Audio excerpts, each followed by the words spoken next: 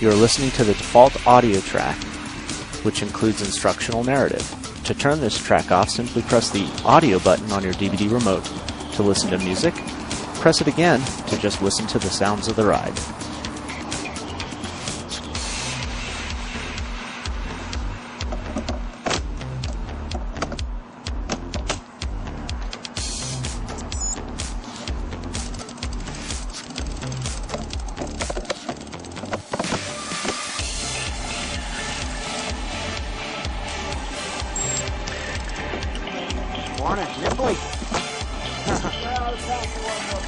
Yeah, that's what I'm hoping.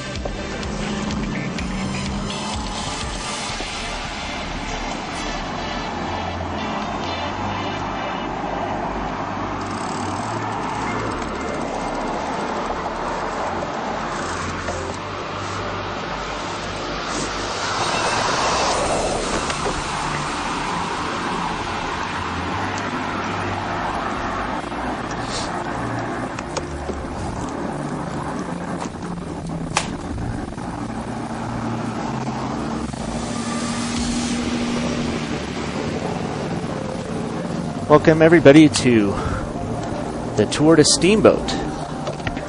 We're just north of Steamboat, about 3 miles. Taking an early start. We're actually in front of the ride. The group is coming up behind us, and you'll get to see them often as we get past on the climb. And today I have a special guest. His name is Tim Cody, and Tim has quite a history, cycling history, and one of his biggest accomplishments was, at least to me, is his 3,000-mile ride across the country, starting in Oceanside, California, and arriving into New Jersey about, how many days was that, Tim? 28 days later. 28 days.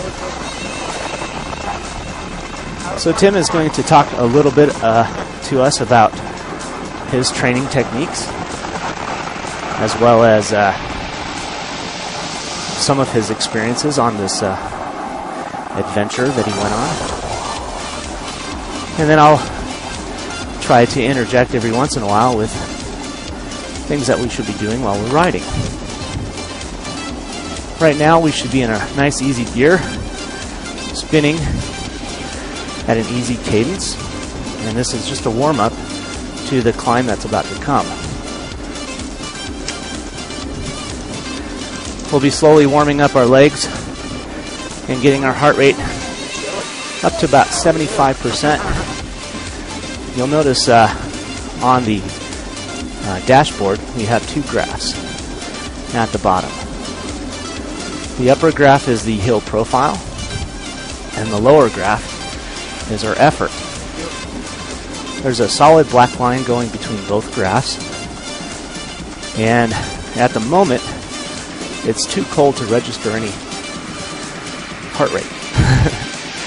So, and you'll notice that all of a sudden there's a big jump into the yellow, and that's right about 75% max. So we're going to slowly warm up to about that effort.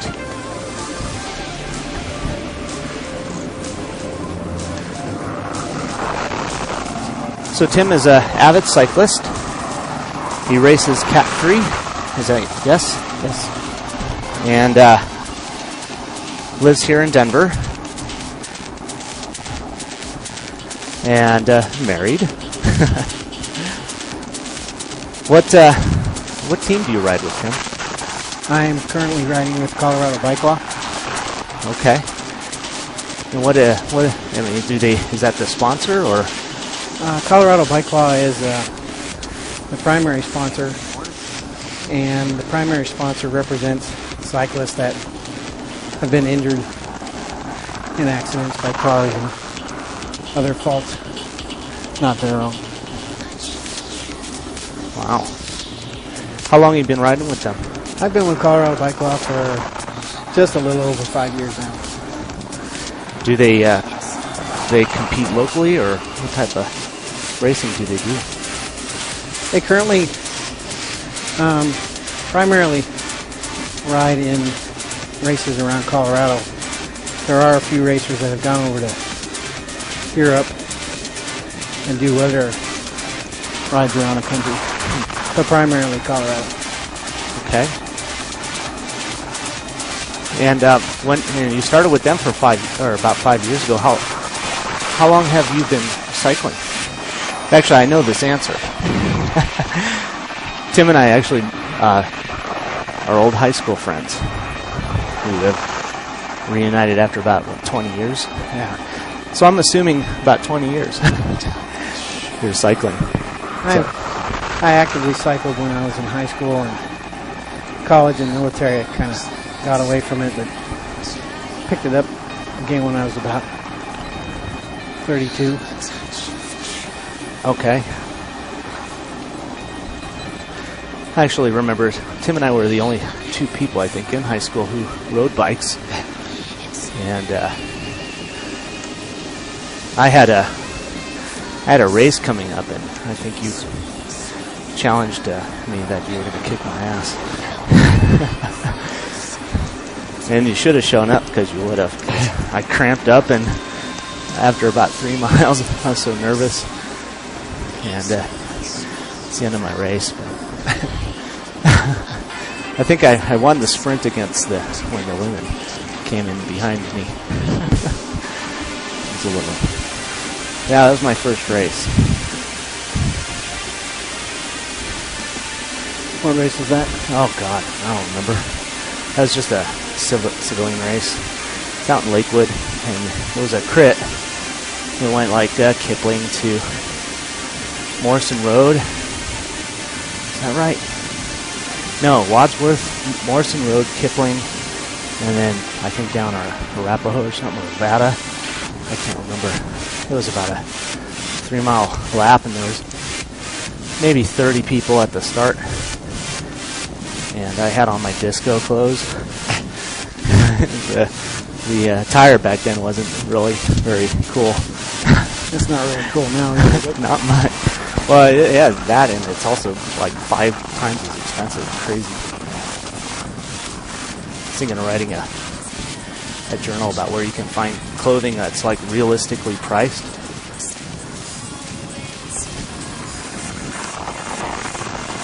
So, you've been cycling for a long time. Tell me, what's your favorite thing about the sport? My favorite thing about cycling is being able to grab your bike, open the front door, and just go. And it doesn't matter where you're going, but it's just nice to be able to leave from your house, not to have to drive somewhere, get all ready to go do something, put the bike in a car, drive it off somewhere, but just being able to leave from your house and to see the world at 18 to 20 miles an hour is a pretty special thing, because you're going somewhere fast enough to where you feel like you're getting somewhere, but you're going slow enough to where you don't miss anything. Stop and smell the roses. Yeah, most definitely. And that has to be one of my most favorite things about cycling. I think that's what definitely gets people started into the sport, is just realizing how beautiful a place they live. I think a lot of people don't really realize how different things are when they're driving to work every day instead of riding or running or something like that. Let's turn on some air.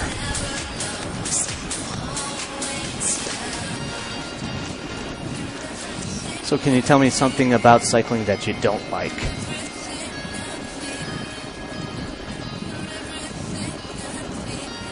I would have to say the thing that, I mean, there's not much, but the thing I dislike about cycling is you pretty much You have to stick with it.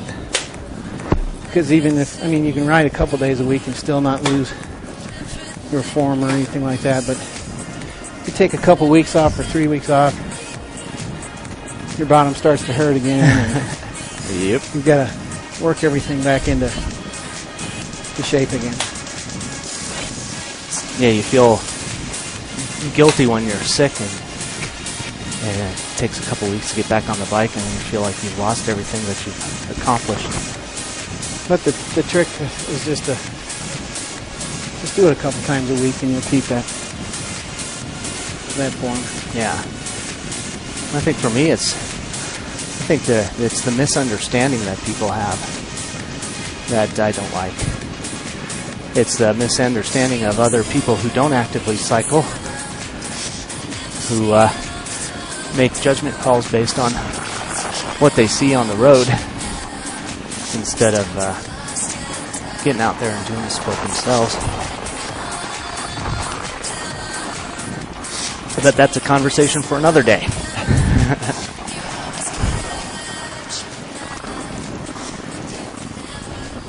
So, you've been racing for what, I guess, you've been racing with your team for 5 years. How long have you been racing? 5 years. Okay. What's your best event? Type of event? Crit, climbs, what? I'd say my best event's probably time trials, but it's kind of a... Is it really? It's almost like a non-racing thing, but time trials seem to be one of my better events. And I would say second would be road races, but time trials seem to be something I'm suited for. Huh. See, that's not mine. I think the thing that draws me to time trialing is it's just you against the clock, and it's a total self-motivating thing. Mm-hmm. And how to keep pushing yourself just that much harder to get there. It's a self-motivating aspect of it, where you're not actually chasing someone down, except you're just solo competing. So you like pushing yourself against yourself. Oh. That's evident by your 3,000-mile ride. And so, then what's your worst event? Believe it or not, I'd say my worst events are climbing races. Really? And that's why I've spent the last 2 years, or last year and plus, focusing on nothing but climbing. Have you seen changes? I've seen amazing improvement, but a lot of it is, the sad fact about cycling is it's a gravity sport.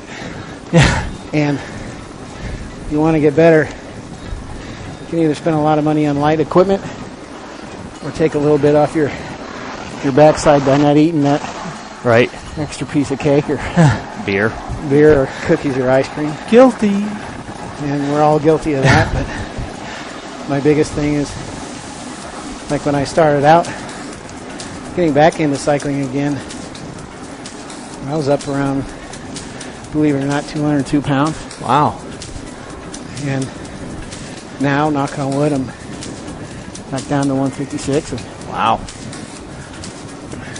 That in itself helps you become a better climber. And the fact that if you want to be good at climbing, you've got to climb. Absolutely. You got to go out and do it. I didn't realize you lost so much weight. Yeah. Right on. So I wanted to talk a little bit about your ride that you did, the charity that it was for, and who you were helping. So let me just introduce the ride here real quick. You organized a cross-country bike trip that left from Oceanside, California on May 27th, 2007. Then you traveled east about a little over 3,000 miles. Ended the ride in Ocean City, New Jersey on June 26, 2007. 30 days, 100 miles, or about 100 miles a day, in order to raise money for, and tell me if I'm pronouncing this right, the Amyotrophic Lateral Sclerosis Association. Yes. Is that right? Yes. So, not only did Tim organize the event to raise money, but he wrote it as well.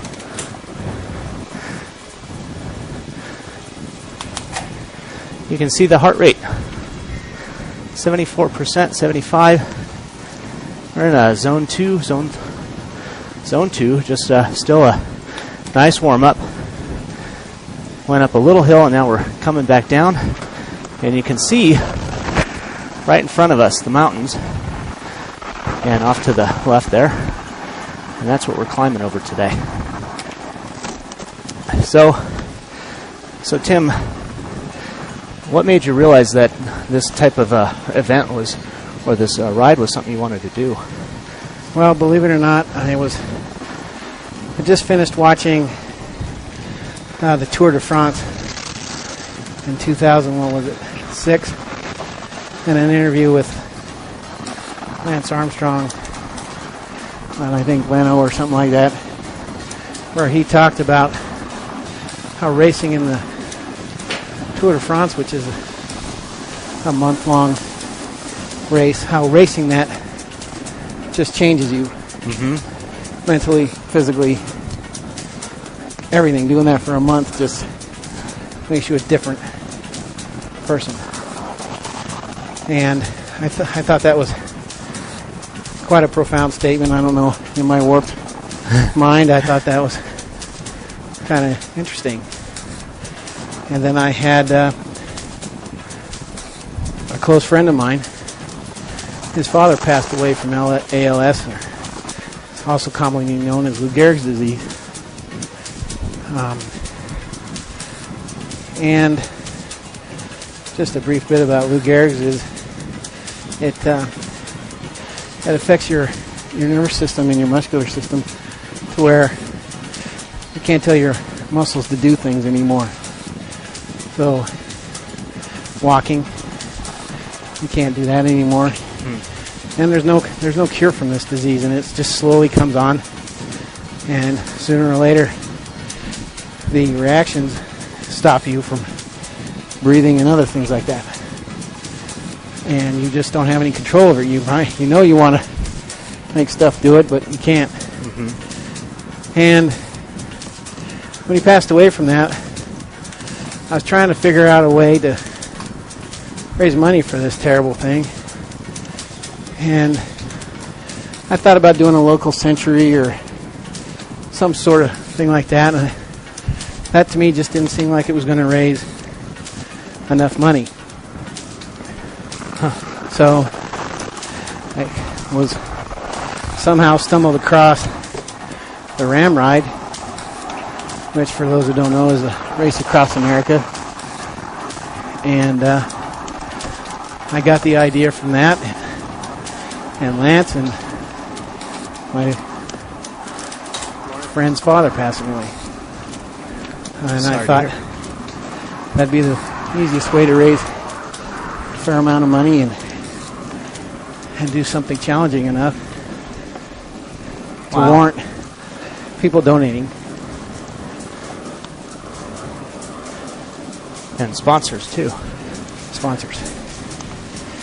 You haven't noticed we're on the hill. We're in the big ring up front, and we're going to grind up this grade. It's between about 7 to 10% the whole way up. We're in a big ring up front, 7 in the back. Resistance about a 7 out of 10. Should be feeling your legs, and your heart rate should start slowly raising. We're going to keep this level of effort until we hit about 87, 88% of our max. And then we're going to just hold it there for a really long time. To keep this ride realistic, if Tim were riding with me, he wouldn't be out of breath, and I would. I doubt that climbing's tough for anybody. Oh, shoot. Yeah, well, depending on how fast you're going up it. One thing about climbing is when you start out as a beginner, it's just painful. But it gets easier the more you do it. You just gotta keep trying it. That's actually one of the questions I had for you. Is how would you prepare for a climbing event like this if you're a beginner?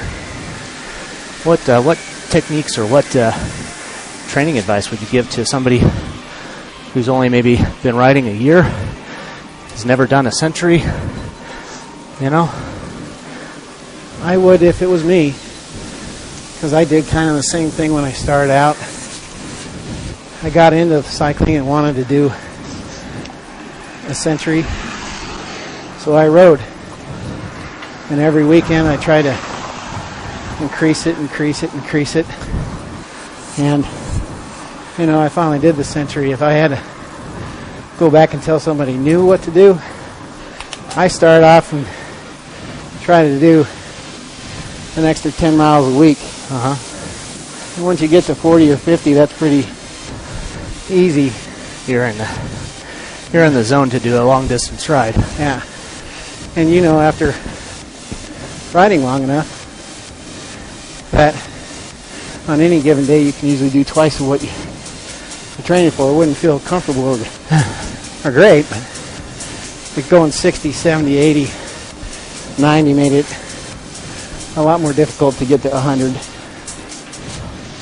I would say find a century and start out early and just stay after it. Don't wait a month before or 2 weeks to ride and start trying to get there. Now, don't get me wrong, you can do that, and I've seen numerous people do it, but they're not really enjoying it when they're done. Right. So if you want to enjoy the first century, I would say start training early. It's like we did Elephant Rock together. It's the same advice I gave earlier. It's always good to hear it reconfirmed. And it's like, it's not rocket science stuff. You got to give your body time to adapt. And 100 miles isn't easy. Oh no. 20, 40, 50 is not easy if it's all brand new. So it sounds like what you're recommending is for a climbing event is to do basically base mile training for a climbing event. Climbs, distance.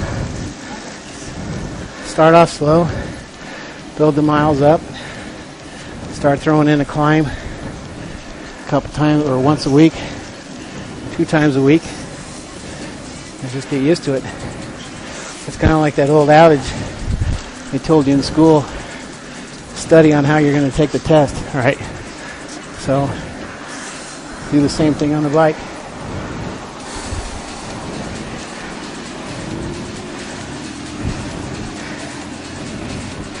So, I mean, you said that the climbing racing events are your weakness as far as racing goes.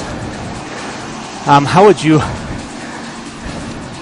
let me ask you this, when you're training to climb for a racing event versus just like a social ride like this, how would you change your training strategy for a race? With a century ride, unless you're trying to beat a personal best or something, it's basically, in my opinion, a fun ride. And I would treat that as such. And to train for 100 miles for a fun ride, you don't really have to put yourself underneath the gun a lot. You just steady pace and get it done.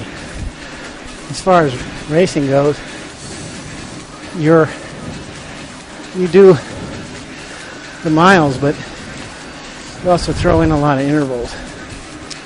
And intervals, because you always go out and ride it, say X, and you never do anything except ride at X, you're never going to get better than X. But if you ride higher and harder and lower and upper, and you cover a whole gamut, you improve more, so then you can get to Y and Z. Well, what's an interval to you? Well, for instance, I'm trying to increase my functional lactic threshold level now, and an interval week would be 4 times 6 minutes, so 4 6-minute efforts with 2-minute recoveries. So you're basically going 100%, Yeah. and then recovering for a couple minutes, Yep. and then 100% again. Yep. And then have a recovery day, and then the next day bump it to 2 or 3 10-minute efforts with 2-minute recoveries. And that's all depending on how you want to perform. If you want to sprint better, you probably have shorter 20-second Right, intervals, and where you're working on leg speed yep. versus heart strength. So, and if I was climbing for a race, I'd spend a fair amount of time climbing if it had climbing. All right. When you made changes to become a better climber, how did your diet factor into it? How did you change your diet? Well, if you changed it. for me, I'm kind of a strange individual. The whole calorie counting thing and trying to subtract how much I burn by working out, and the whole mathematic equation just made me irritated. Because I thought I'd be taking in less, and it wasn't working out. So I went to something that was just easier for me and kept me sane, was eat right, but just leave the table hungry. And that seemed a lot easier, and the weight came off. Right. But it's a lot of self-discipline. Did you make dietary changes gradually, or did you just cut it off? Say salads and chicken breasts for the rest of my life. You know, how'd you do it? No, I cut out the sweet, cut out the really high carb stuff. Now cycling, you need carbs, so that's a balancing act. It's like anything, and it's a give and take. But I just, in this day and age, processed foods take a lot longer to digest and process versus the natural. The body has to do less work to consume that stuff. And so that's what I did. Just try to keep lean meats, vegetables, whole grain oats.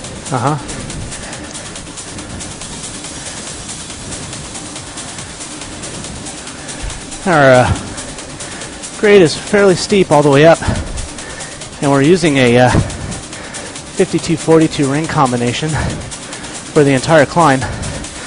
So our cadences are at about 70 RPM, and our heart rate still in the mid-80s. It's going to slowly raise a little higher, but cadence and resistance will be about the same.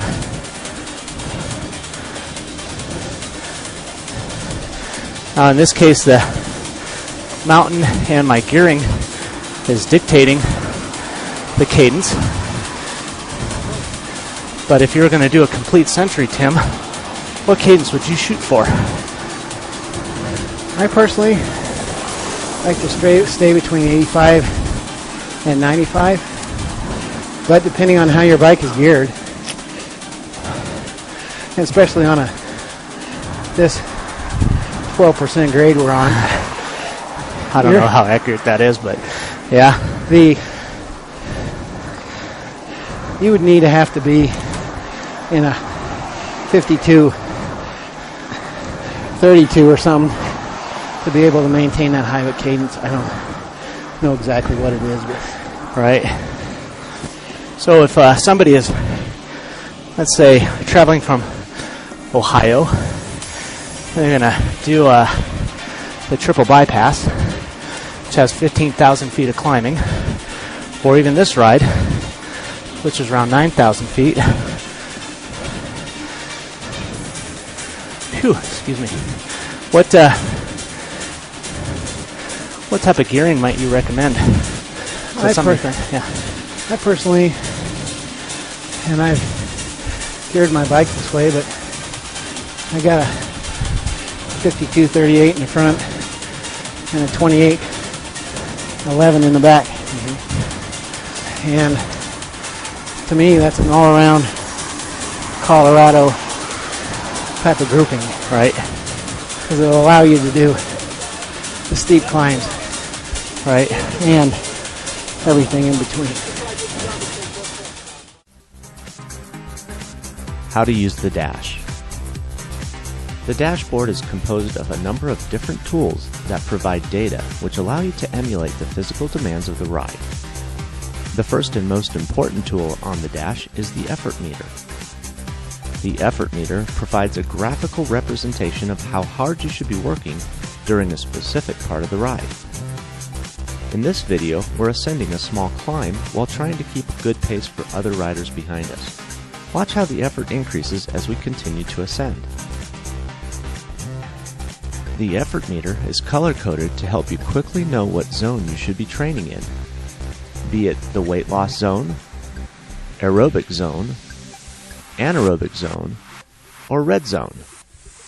Each zone is based on a percentage of your maximum effort. Blue, which is below 70%, is your weight loss zone. Green, between 70 to 79% of max, is your aerobic zone. Yellow, between 80 to 89% of max, is your anaerobic zone. And red, from 90 to 100% of max, is your red zone. Be aware that the difficulty of each video is greatly dependent on the time spent in each zone. At the top of the effort meter is your heart rate goal displayed as a percentage of your max. Percent of max is calculated as your actual heart rate divided by your max.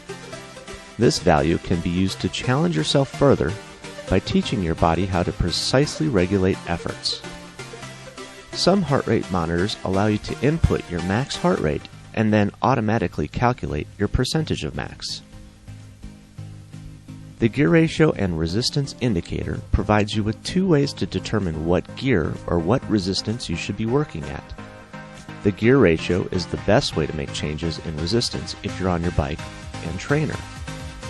With shifters, you can quickly make changes to gearing to simulate changes in pedaling effort. This animation provides an idea of how the gear ratio works.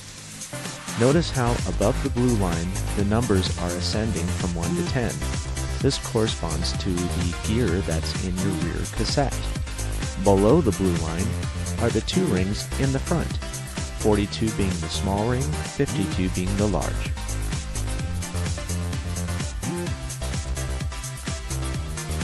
The resistance value is a tool to be used if you're on a spin bike. Most spinners are comfortable with a 1 to 10 scale used in classes. Basically, a 1 is a soft pedaling, easy spin resistance, whereas a 10 is a slow, leg-churning, difficult grind where you have to force the crank arms to turn. The cadence value allows you to identify what your pedaling cadence should be. While the cadence, resistance, and heart rate indicators attempt to synchronize, often it's difficult to match everything at the same time. Start out using either cadence or resistance while matching the effort goals. Much like the effort tool, the power tool provides a graphical representation of how much power the cyclist is producing during a given time. The power tool is a nice alternative or backup to the resistance and gear ratio tools. The power tool is a much more accurate way to identify sudden changes in power. At the top of this tool is a number that reflects a percentage of maximum power. What is maximum power, you might ask? This is a little bit more tricky. Unlike max heart rate, your max power is a minimum average over a given time interval. For example, suppose you're sprinting for the finish line. The competition is fierce, and you're out of the saddle hustling for all you're worth. You cross the finish 30 seconds after you begin your sprint and then rest. Now, suppose you're looking at the power profile for this effort. You might discover that the first 5 seconds you're generating about 800 watts. During the next 5 seconds, you're generating 750 watts. And then after that, 700 watts, and so on. As you get tired, your power slowly tapers off. Finding your max power over 30 seconds is simply an average power output over that 30-second interval. This is a much more accurate means of finding your max than trying to find an instantaneous max power output. Your percentage of max is calculated by dividing your current power output by your max. Most power computers can automatically generate the percentage of max value for you. The dashboard has 3 graphs. These are a really cool way to find out where you're located along the timeline of the ride. The graphs are divided by a bar, showing you where you're located along them. The top graph displays a hill profile. The middle graph displays the effort profile, and the bottom displays the power profile. Keeping your eyes on these are a great way to identify changes as they approach. The moving map provides some nice information about where you're cycling. Roads, topography, landmarks, rivers, lakes, and more can be identified so you don't feel lost on the ride. Also note, north is always up. I'm done. Have a great workout.